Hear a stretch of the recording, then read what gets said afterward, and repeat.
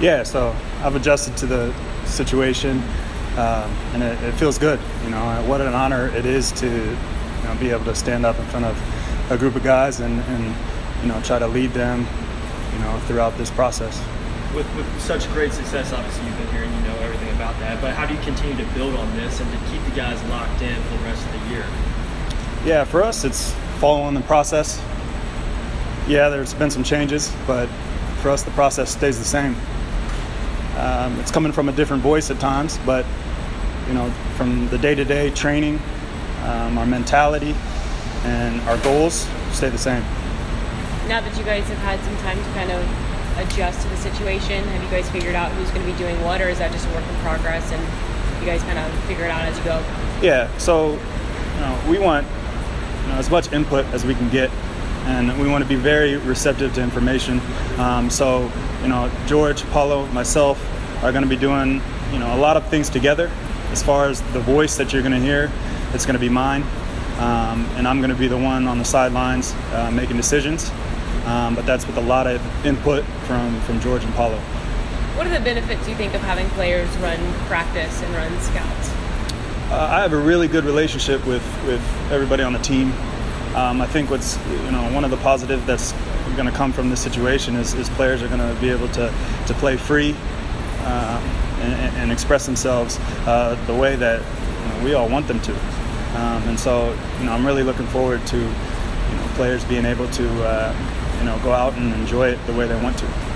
Saw James at halftime on Saturday, kind of walking off the field, seemed to be giving you some instructions and explaining something to you. Was that kind of him already telling you about coaching tactics, or what was going on? Yeah, I was open to everything James wanted to tell me. Obviously, when you have a coach like James, you're going to be open-minded as possible and soak it all in. So he was asking me what I saw during the game, and I was telling him, and he told me what he saw during the game. Have you ever been on a team with a player coach before? I have not, personally, no. Did it finally sink in once he was saying goodbye to everybody on the field and to the fans and things? Yeah, definitely. Not only with the players here, but also with him, I think, that he was focused on getting down to Orlando and starting business there. So for everybody here, we wanted to move on and start our process. Now for a coach's question, you guys continue to blow second half leads the last 4 games. From what you can see, what needs to happen, what needs to be different so that you guys can not continue to settle for draws? Yeah. Well, it was a tough stretch for us, 5 games in I think 17 days or something like that. And we had a couple injuries, but at the same time, it's our mentality. There's no excuses. We gotta figure that out, and so we've come together and thought of some solutions to that, and that's what we'll be working on this week. When you guys look at Tampa, obviously briefly, what do you see from them? You know them well. Well, Tampa always has great players, great talent. They've signed a couple new players. I know they signed Poku. They have Joe Cole, who's always a threat. Georgi Christoph, always a threat as well. And they just dealt with a player-coach transition himself. So, we're looking forward to that matchup.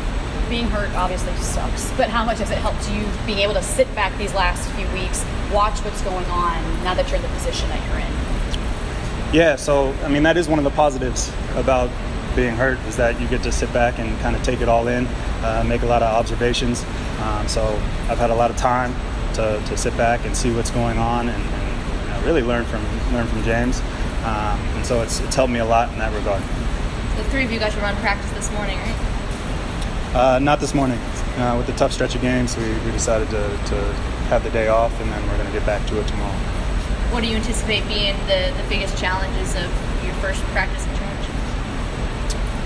Not a lot, honestly. Like I said, the process stays the same. Do you guys feel pressure? Do you guys feel pressure to do well? Having it be on the 3 of your shoulders? Oh, no. Like I said, not a lot changes. I think from the start of the year, every single player put themselves under a lot of pressure to perform every day. And obviously coming off of a championship last year, we put ourselves under pressure to do the same this year. So nothing changes. What are the different leadership styles that the 3 of you bring to the table? Well, for me right now, since I'm injured, I'm able to pay attention more, and obviously I'm going to be that voice on the sideline. Paulo has been the captain, so he's been a leader for a while. You'll hear him, barking orders on the field like you always do. And George is just someone who all the guys can come to. He'll be there for you no matter what you're going through, and he's got a great relationship with all the guys.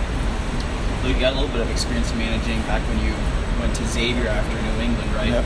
How much you drawing on that, and also being a player and taking ideas from different coaches you played under? Oh, a lot. Something that myself, George, and Paulo have done is called our mentors and our old coaches that we used to play for to pick their brains and see what they had to say about the situation. And so Andy Fleming being down there at Xavier, obviously a huge mentor of mine. I picked his brain, and he's got full belief in me and full belief in us as a team. And Luke, you probably want to keep a lot of continuity from what James was had set in place, but the three of you guys, do you have any ideas of playing that you want to bring into the team, change anything? Obviously results have been lacking a little bit. Anything you want to freshen up? Yeah, I just wish Richard Ballard would get healthy. Right. Myself, no, but obviously we've had some success, not as much late, so we're not looking to drastically change anything. Of course, the last 20 minutes of these games have been hurting us.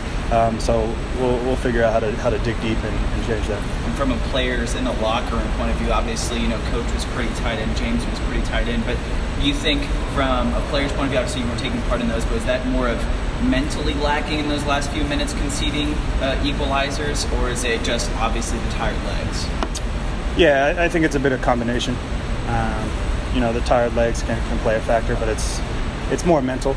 The mind will, the body will do whatever the mind tells it to, and so that's something we try to really drive home, and also having our subs contribute from the minute they get on the field. Thank you, Luke. Thank you.